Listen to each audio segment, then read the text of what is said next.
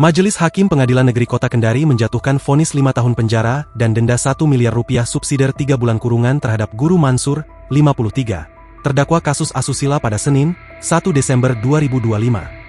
Dalam putusannya, Ketua Majelis Hakim Waode Sania mengatakan, Guru Mansur terbukti melakukan tindak pidana asusila terhadap anak sehingga menyebabkan korban trauma.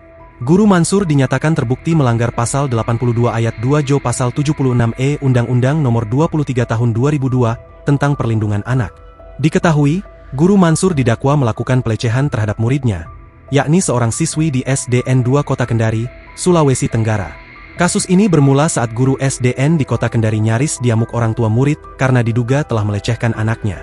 Peristiwa ini terjadi di halaman SDN 2 Kendari pada Kamis, 9 Januari 2025. Siswi yang diduga menjadi korban pelecehan itu masih duduk di kelas 4 SDN 2 Kendari.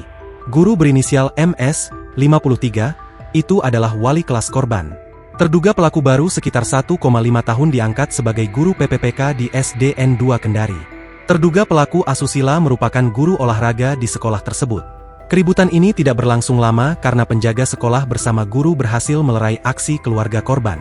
Mereka kemudian membawa guru terduga pelaku ke Polresta Kendari untuk diproses hukum. Ayah korban, SS mengatakan bahwa berdasarkan keterangan anaknya dugaan asusila terjadi beberapa kali dan dimulai sekitar 1 bulan lalu.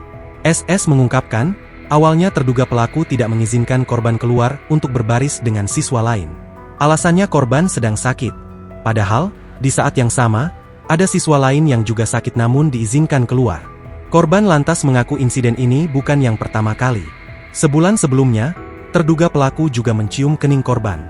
Tak hanya itu, ayah korban mengatakan, terduga pelaku kerap memberikan uang kepada korban sebagai upaya mendekatinya. Download Tribun X sekarang, menghadirkan lokal menjadi Indonesia.